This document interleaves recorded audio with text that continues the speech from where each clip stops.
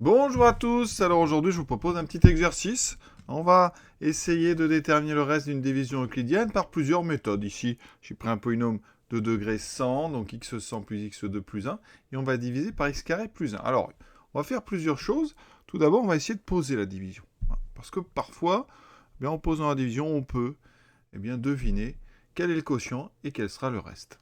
Et là, c'est le cas dans cet exemple. Ensuite, on fera une autre méthode qui utilise des racines complexes du polynôme x carré plus 1 et qui amène beaucoup plus rapidement à la solution. Puis je vous montrerai 2-3 petites choses. On est parti. On a posé cette division. C'est pas vraiment l'idée du texte qui propose de ne trouver que le reste, mais ici, vous allez voir qu'on peut trouver comme ça intuitivement le quotient et le reste. Alors, si on fait d'abord x100, donc dans x puissance 100, combien de fois x2? On a x puissance 98. Donc j'obtiens ici x100 plus x 98. Je fais ma soustraction. Il me reste donc ici moins x 98. Et toujours x2 plus x1. D'accord? Qui descend. On continue. Dans x98, enfin dans moins x90, combien de fois x2? Moins x96. Donc ça me fera moins x96. Ici, moins x par 98, moins x96. On fait notre soustraction. Et là, il y a donc plus x96 plus x carré plus 1. Vous voyez, on était parti d'x100 et là, 2 étapes après, on a x96. Donc, qu'est-ce qui va se passer? Eh bien, tous les 4, on va retrouver un terme positif. Et ici, le suivant, vous avez compris, ça sera x94. Parce que x96, pour obtenir x2, il faut multiplier par x94. Donc après, moins x92, etc., etc., etc. Vous avez un moins un coup sur 2. Donc, il va falloir enlever des multiples de 4. Donc, ici, on était parti de 100. Donc, tous les multiples de 4 tombent sur un moins. Donc, multiple de 4, ça veut dire que vous allez arriver sur plus x6, et ensuite moins x4. Donc, on imagine. Qu'est-ce qui se passe quand on arrive à moins x4? Donc, ici, ça fait moins x4 fois x2. Donc, ça fera x6, etc. Le suivant, eh bien, ça va être donc plus x2. Et là, regardez, x2 fois x2. On aura donc ici, au coup d'avant, on aura du x4. D'accord? Ensuite, parce que x4, d'accord, plus x2 plus 1. Voilà. On est ici. On dit donc x2, x2. Donc j'ai x4 plus x2. Et là, vous voyez que les x4 disparaissent, les x2 disparaissent, il me reste le 1. Donc, le reste, eh bien, ça a l'air d'être 1. Conclusion, eh bien, on va proposer ici, x100 plus x au carré plus 1. Ça a donc l'air d'être x carré plus 1, multiplié par la somme. Alors ici, on va essayer de faire ça bien. On a cette somme-là, d'accord? Ça, c'est notre quotient Q de x. C'est donc une somme des puissances de x. D'accord? Quand on a ici, alors un multiple de 4, il y a un moins. Quand on a un multiple de 4 plus 2, il n'y a pas de moins. Donc comment gérer ça? Donc déjà, on a des puissances paires. Donc on a x2, donc ici puissance k, k allant de 1 jusqu'à donc la moitié de 98, c'est-à-dire 49. On aura bien, vous voyez, x carré. Par contre, je n'ai pas réglé avec ça le problème du moins. Eh bien, comme il me faut un moins un coup sur 2, eh bien, devant, je vais mettre moins 1, puissance. Alors ici, il faut faire attention, c'est moins 1, je vais mettre la puissance k plus 1, de façon à ce que pour k égale 1, j'ai x puissance 2, mais j'ai un plus devant, vous voyez. Comme ça, pour k égale 2, j'aurai x puissance 4, mais ici, j'aurai moins 1 puissance 3, donc j'aurai un moins. Et ça, c'est donc mon quotient, donc je vais l'entourer comme ça, voilà, plus, ici, mon reste, que j'ai trouvé égal à 1. Alors, comment montrer que ce que je viens d'écrire est correct? Eh bien, on va regarder ce que c'est que x carré plus 1 fois la somme de k égale 1 à 49 d, alors je remets de l'ordre, moins 1 puissance k plus 1, x puissance 2k. Qu'est-ce que ça fait? Je vais développer ici. Donc j'ai une première somme, somme de k égale 1 à 49, moins 1 puissance k plus 1, x puissance 2k plus 2. Ensuite, plus la somme de k égale 1 à 49, des moins 1 puissance k plus 1, x puissance 2k. Ici, ce sont des sommes télescopiques, il y a des choses qui vont s'annuler. On va donc faire un petit changement d'indice. sur eh bien, notre, par exemple, deuxième somme. Changement d'indice, ça veut dire qu'ici, à la place de K, je vais mettre P, qui sera tout simplement K-1. Donc, mon produit ici, ça fait somme de K égale 1 à 49, des moins 1 puissance K plus 1, X puissance 2K plus 2, plus ici la somme. Alors, quand K vaut 1, P vaut 0. Et donc, quand K vaut 49, P vaut 48. Voilà. Ensuite, j'ai moins 1 puissance. Alors, ici, j'ai pas K plus 1, hein, parce que K, c'est P plus 1. Donc ici, j'ai P plus 2. Hein. Ici, je rappelle que comme P égale K moins 1, eh bien, K est égal à P plus 1. Ici, la puissance de X, ça sera donc 2P plus 2. Hein. Et là, j'ai oublié de réécrire 1 puissance P plus 2.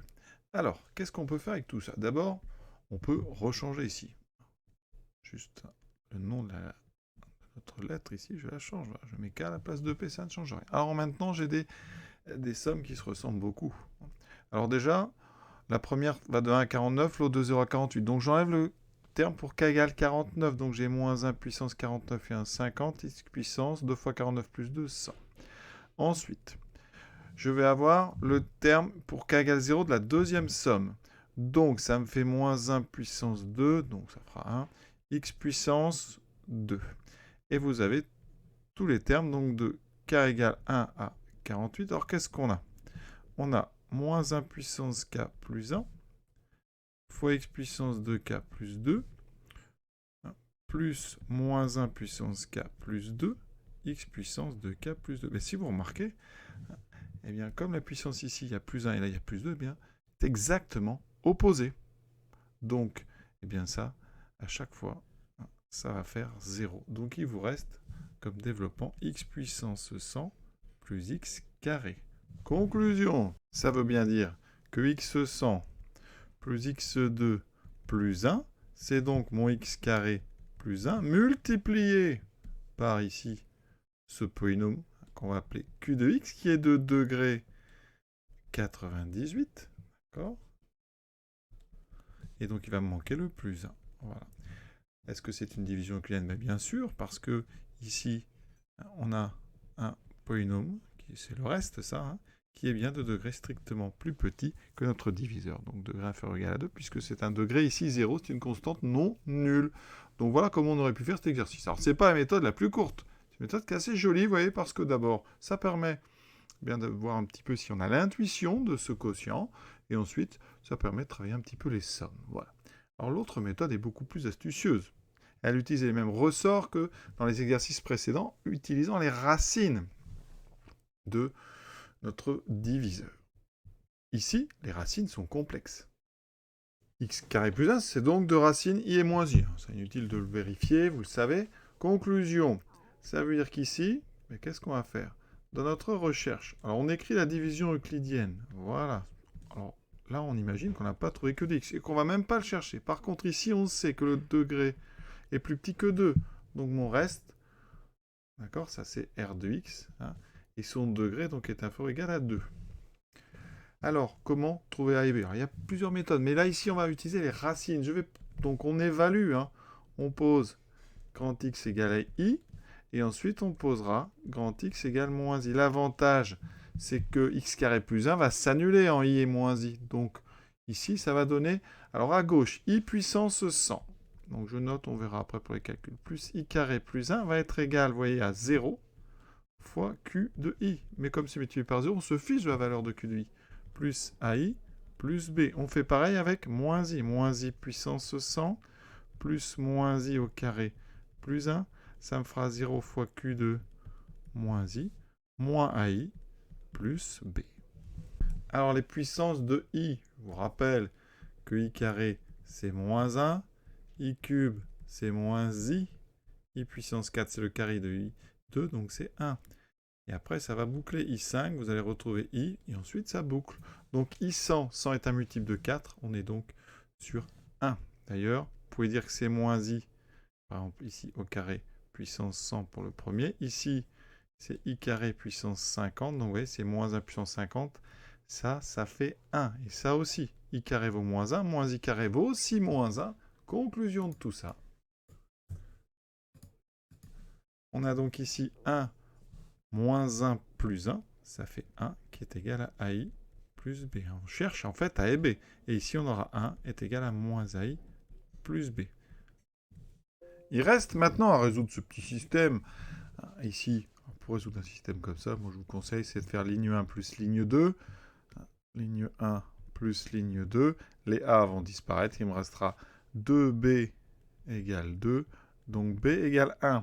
Ensuite, comme B égale à 1, alors qu'est-ce qu'on peut faire? Moi, je peux conseiller de faire ligne 1 moins ligne 2. 0. Et donc égal à 2AI. D'accord? 0, c'est un réel pur. Ici, on a un imaginaire pur, donc forcément, le seul, c'est 0. Donc 2A vaut 0. Donc A vaut 0. A vaut donc 0, B vaut 1. On retrouve bien R de X. AX, ça fera 0X plus 1, donc ça vaut bien 1. On a retrouvé ça, vous voyez, assez vite. Hein. Et cet exercice, vous voyez, il est terminé. Alors juste cette petite remarque, bilan un petit peu de l'exercice. Alors la première chose, c'est que si la question, c'est de trouver le reste, inutile de se lancer dans la recherche du quotient. Là, je l'ai fait par plaisir, parce qu'on sentait qu'on allait pouvoir y arriver, et puis ça m'a permis de faire des sommes. C'est toujours un bon entraînement. Hein.